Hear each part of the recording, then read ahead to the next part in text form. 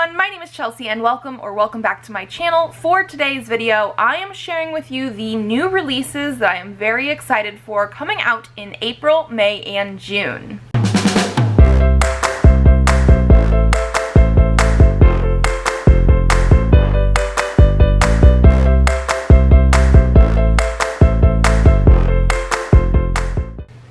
Videos like this are something that I try to do every single quarter just because I am always excited for way too many books and I can't do like a whole year's worth of books at one time. I also know some people that do like month by month and I don't necessarily think I have like enough stuff for that.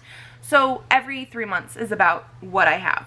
And I have 24 titles to share with you guys today, coming out, like I said, in April, May, and June, that I am very excited for. They're going to run the gamut of genres and age ranges, and yeah, we're gonna jump in because, like I said, 24 books.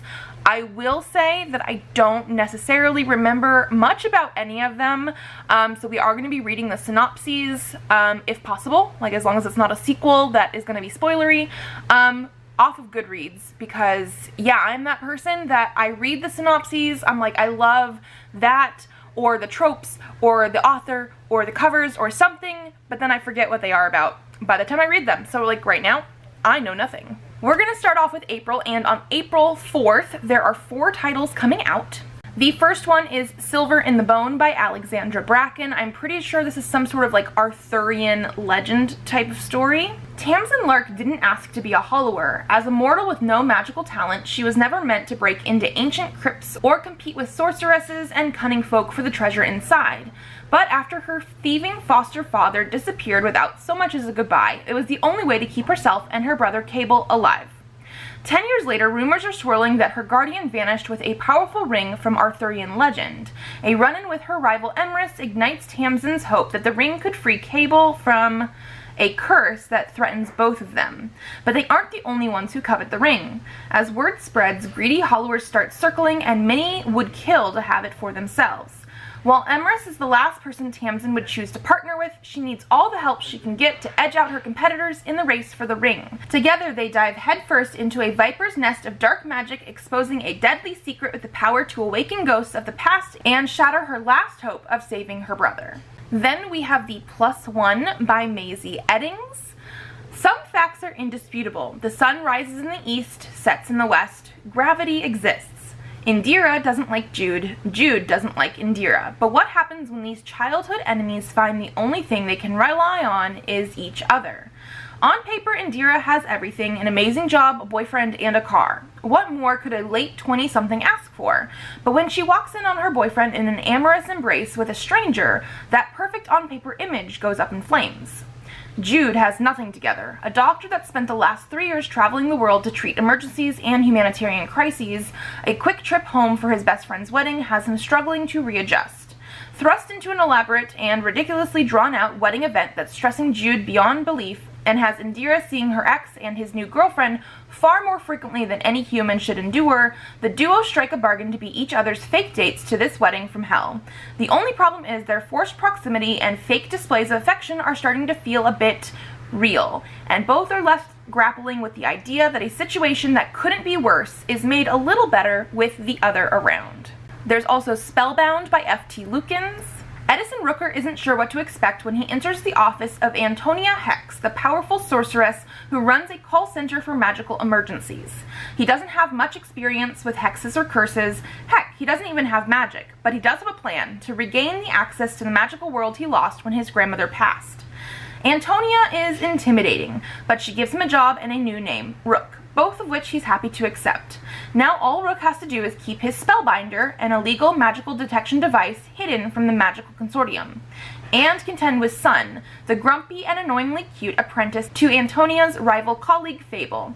But dealing with competition isn't so bad, as Sun seems to pop up more and more, and Rook minds less and less. But when the consortium gets wind of Rook's Spellbinder, they come for Antonia. All alone, Rook runs to the only other magical person he knows, Sun. Except Fable has also been attacked, and now Rook and Sun have no choice but to work together to get their mentors back, or face losing their magic forever. We also have book 1 of Nic Blake and the Remarkables, which is the Manifestor Prophecy by Angie Thomas. This is going to be a middle grade debut for Angie Thomas. It's not easy being a remarkable in the unremarkable world. Some things are cool, like getting a pet hellhound for your 12th birthday. Others, not so much, like not being trusted to learn magic because you might use it to take revenge on an annoying neighbor. All Nic Blake wants is to be a powerful manifestor like her dad, but before she has a chance to convince him to teach her the gift, a series of shocking revelations and terrifying events launch Nic and 2 friends on a hunt for a powerful magic tool that she's never heard of, to save her father from imprisonment for a crime she refuses to believe he committed. Then there is one book coming out on April 11th, which is Some Desperate Glory by Emily Tesh. All her life, Kier has trained for the day she can avenge the murder of planet Earth. Raised in the bowels of Gaia Station alongside the last scraps of humanity, she readies herself to face the Wisdom, the all-powerful, reality-shaping weapon that gave the Majota their victory over humanity. They're all what's left. They are what must survive. Kier is one of the best warriors of her generation, the sword of a dead planet. But when Command assigns her brother to certain death and relegates her to the nursery to bear sons until she dies trying, she knows she must take humanity's revenge in her own hands. Alongside her brother's brilliant but seditious friend and a lonely captive alien, she escapes from everything she's ever known into a universe far more complicated than she was taught, and far more wondrous than she could have imagined. Then moving to April 18th, there are 2 titles coming out on that day. The first is the Fiancee Farce by Alexandria Bellafleur. Tansy Adams' greatest love is her family's bookstore passed down from her late father, but when it comes to actual romance, Tansy can't get past the first chapter. Tired of her stepfamily's questions about her love life, Tansy invents Gemma, a fake girlfriend inspired by the stunning cover model on a best-selling book. They've never actually met, so what's the harm in a little fib? Yet when real-life Gemma crosses Tansy's path, her white lie nearly implodes. Gemma Van Dalen is a wild child, the outcast of her wealthy family and now the latest heir to Van Dalen Publishing. But the title comes with one tiny condition: she must be married in order to inherit. When Gemma discovers a beautiful stranger has been pretending to date her for months, she decides to take the charade one step further and announces their engagement. Gemma needs a wife to meet the terms of her grandfather's will, and Tansy needs money to save her struggling bookstore. A marriage could be mutually beneficial if they can fool everyone into thinking it's a love match. Unexpected sparks fly as Tansy and Gemma play the role of affectionate fiancés, and suddenly the line between convenient arrangement and real feelings begin to blur. But the scheming Van Dalen family won't give up the company without a fight, and Gemma and Tansy's newfound happiness might get caught in the fallout. Then we also have the English version of I Hear the Sunspot 4 Seasons Volume 1 by Yuki Fumino. This is a continuation of the I Hear the Sunspot manga series. This series is slightly interesting in the fact that even though it is one whole series, we have had separate arcs that are different volumes. So like this is 4 Seasons Volume 1, but we had, I think, Limit Volume 1, Volume 2, and Volume 3. So this is going to be the newest one.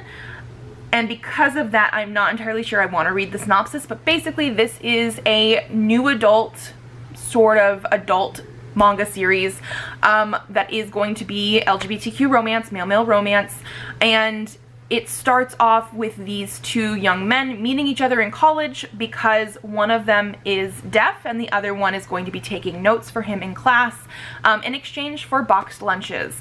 And it goes from there. I have really loved every single volume that I've read, and I've been not so patiently waiting for this one, so I'm very, very excited.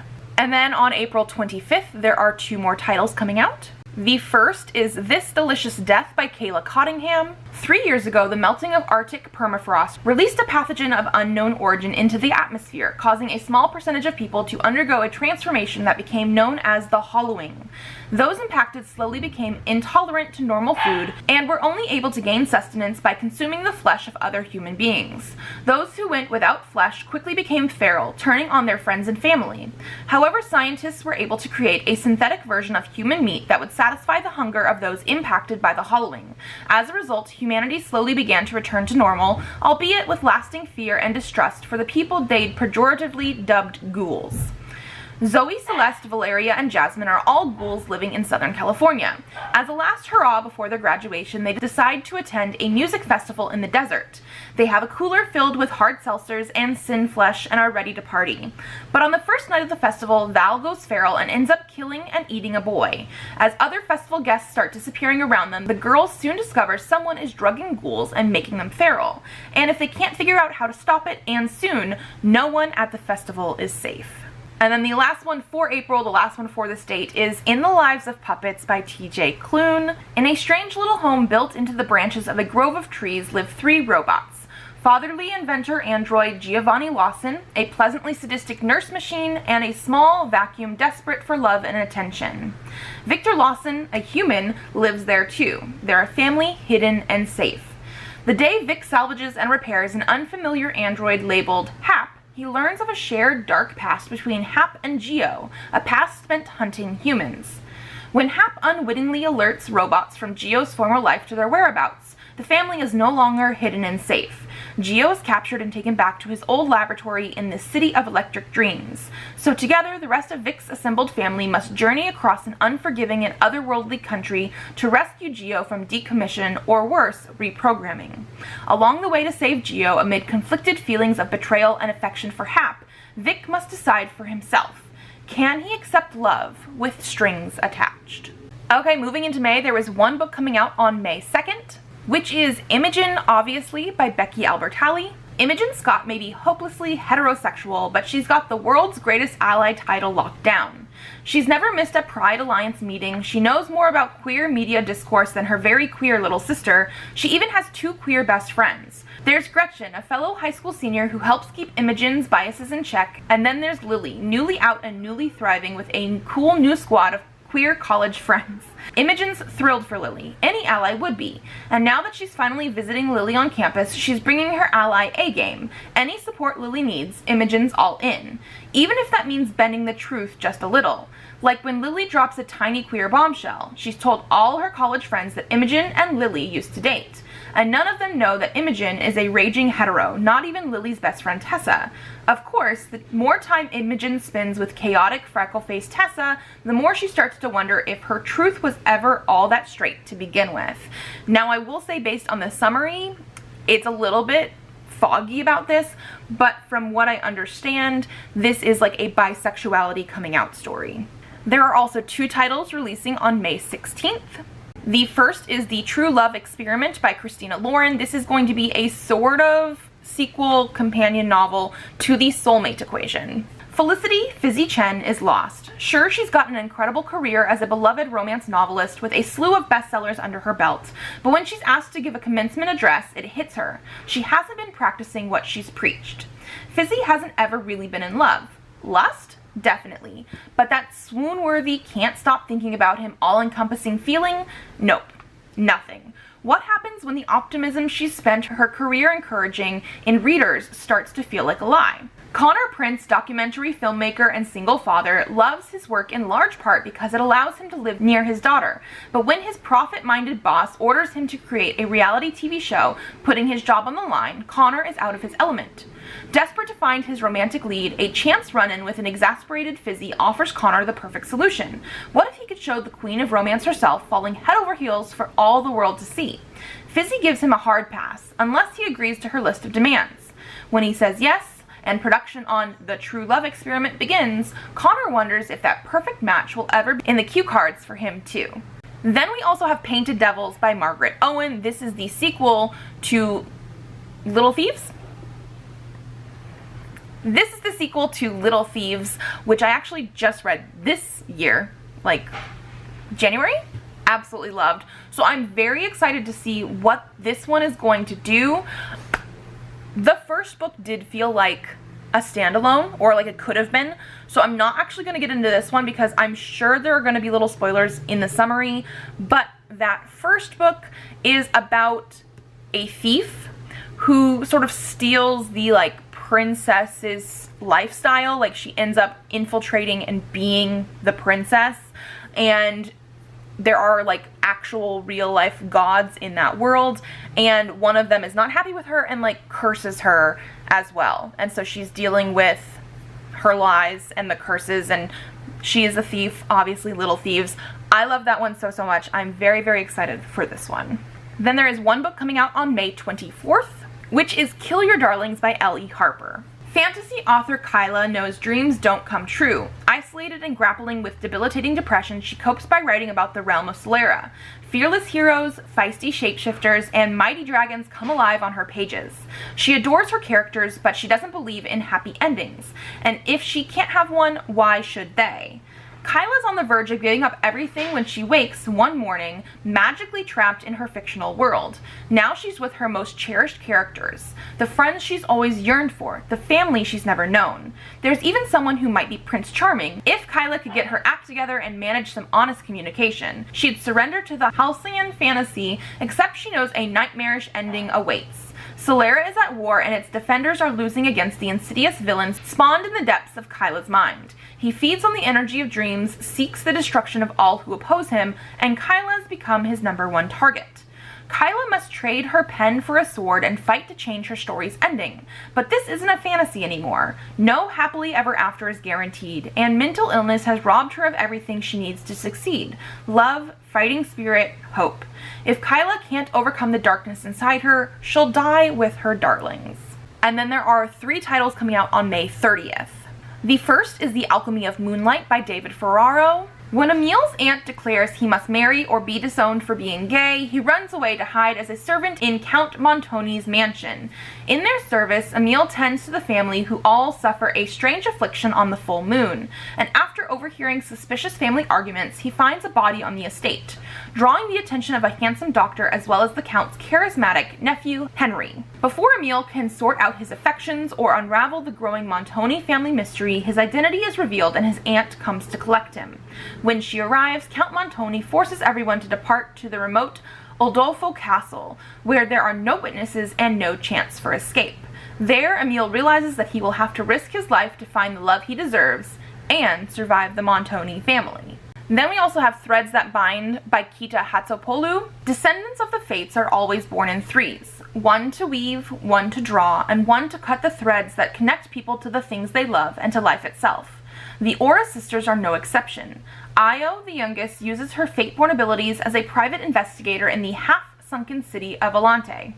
But her latest job leads her to a horrific discovery. Somebody is abducting women, maiming their life threads, and setting the resulting wraiths loose in the city to kill. To find the culprit, she must work alongside Edie Runa, the right hand of the infamous Mob Queen, and the boy with whom she shares a rare fate thread linking them as soulmates before they've even met. But the investigation turns personal when Io's estranged oldest sister turns up on the arm of her best suspect. Amid unveiled secrets from her past and her growing feelings for Edie,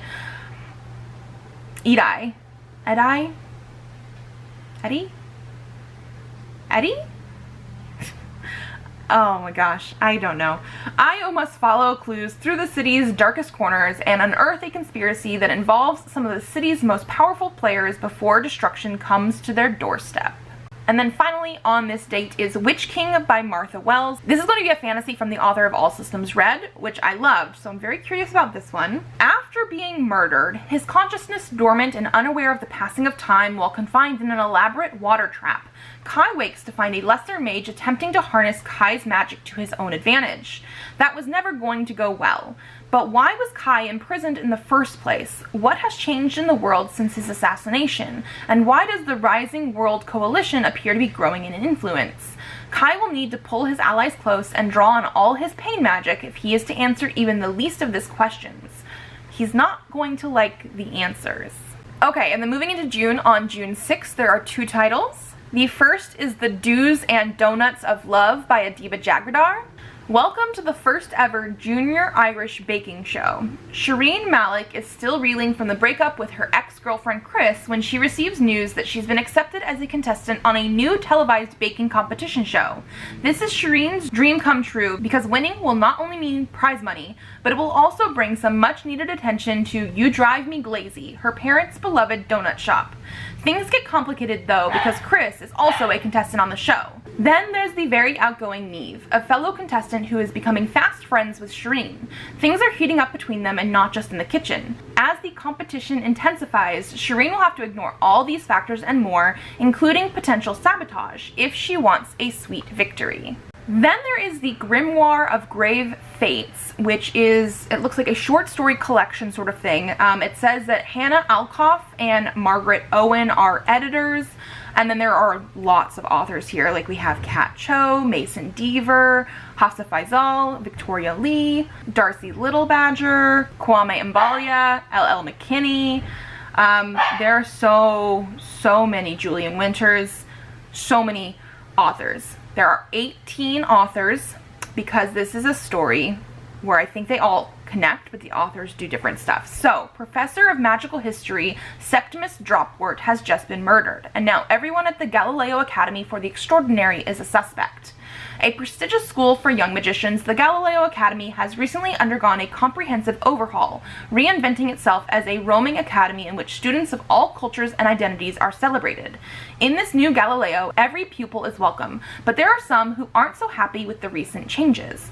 This includes everyone's least favorite professor, Septimus Dropwort, a stodgy old man known for his harsh rules and harsher punishments. But when the professor's body is discovered on school grounds with a mysterious note clenched in his lifeless hand, the Academy's students must solve the murder themselves because everyone's a suspect. Told from more than a dozen alternating and diverse perspectives, the Grimoire of Grave Fates follows Galileo's best and brightest young magicians as they race to discover the truth behind Dropwort's mysterious death. Each one of them is confident that only they have the skills needed to unravel the web of secrets hidden within Galileo's halls. But they're about to discover that even for straight-A students, magic doesn't always play by the rules. Moving on to June 13th, there are 2 more titles releasing. One is Fat Witch Summer by Lizzie Ives. The thing about this one is I actually funded this one on Kickstarter, and I'm waiting for an actual physical copy to come in. I don't know if it's actually going to be coming out by this date, so I'm wondering if this is for like the ebook version, but I am excited for it. 16-year-old Thrash doesn't enchant eyeliner over her lids or clear her acne with magic. She is plus size, but she doesn't hate what she sees in the mirror. That's the realm of her mother, Osmara, a slim and elegant glamour witch. When Thrash unexpectedly breaks a mirror with her mind, she discovers she has a knack for magic and will receive one of the 3 sanctioned gifts: glamour, growth, or sight. The only problem is that mothers choose the gifts, and Osmara is convinced that the gift of glamour will fix her daughter's looks. When Thrash fails to persuade Osmara to accept her as she is, a trio of cool witches who call themselves the Loons offer her an out. Their leader, fiery and charismatic Kreska, recruits Thrash for a road trip to New Salem University, where the girls plan to steal their own gifts. As Thrash crosses the magical 13 states of America, Osmara hot on her heels, she discovers bewitched diners, haunted tourist traps, and a secret about the gifts that will change the 13 states forever. And then there's also The Hunt for the Hollower by Callie C. Miller. This is another one that is a riff on Arthurian legend, which we should know by now. I love. So, the great wizard Merlin prophesies that his 7th descendant would do wonderful, miraculous things, baffling everyone when his many times great-grandchild turns out to be twins. Soon enough, however, it becomes clear which sibling is the Septimus genus. Percy is a natural with magic. Merlinda, to put simply, is not. But Merlinda doesn't mind. Percy has always been by her side to cheer her up and clean up after her magical bungles, until the twins attempt a forbidden spell to help her control her magic, and Percy vanishes through a portal and straight into the clutches of the magic-stealing mythical Hollower. Aided by her best friend, who longs to be a knight, a wandering musician who is fleeing from his past, and her brand new fierce familiar, who yearns for a taste of funnel cake, Merlinda sets off on a quest to rescue her brother. But to defeat this ancient evil, she must discover and embrace her true powers, or else lose her brother for good. Then moving to June 20th, there are 3 books coming out on this date. The first is You're Not Supposed to Die Tonight by Kaylin Bayron. Charity Curtis has the summer job of her dreams playing the final girl at Camp Mirror Lake. Guests pay to be scared in this full-contact terror game, as Charity and her summer crew recreate scenes from a classic slasher film, Curse of Camp Mirror Lake. The more realistic the fear, the better for business. But the last weekend of the season, Charity's co-workers begin disappearing, and when one ends up dead, Charity's role as the final girl suddenly seems all too real. If Charity and her girlfriend Bezzy hope to survive the night, they'll need to figure out what this killer is after. Is there more to the story of Mirror Lake and its dangerous past than Charity ever suspected? Then there is also Where Echoes Die by Courtney Gold. Beck Bershing has been adrift since the death of her mother, a brilliant but troubled investigative reporter. She finds herself unable to stop herself from slipping into memories of happier days, clamoring for a time when things were normal. So when a mysterious letter in her mother's handwriting arrives in the mail with the words "Come and find me," pointing to a town called Backravel, Beck hopes that it may hold the answers. But when Beck and her sister Riley arrive in Backravel, Arizona, it's clear that there's something off about the town. There are no cars, no cemeteries, no churches. The town is a mix of dilapidated military structures and new shiny buildings, all overseen by the town's gleaming treatment center high on a plateau. No one seems to remember when they got there, and the only people who seem to know more than they're letting on is the town's enigmatic leader and his daughter Avery. As the sisters search for answers about their mother, Beck and Avery become more drawn together, and their unexpected connection brings up emotions Beck has buried since her mother's death. Beck is desperate to hold on to the way things used to be, and when she starts losing herself in Backravel and its connection to her mother, will there be a way for Beck to pull herself out? And then we also have The Only One Left by Riley Sager.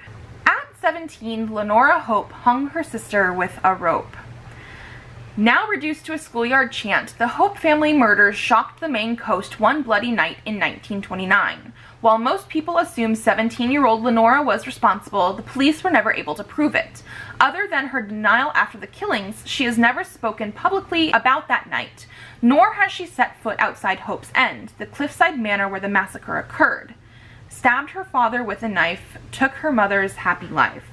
It's now 1983, and home health aide Kit McDeer arrives at a decaying Hope's End to care for Lenora after her previous nurse fled in the middle of the night.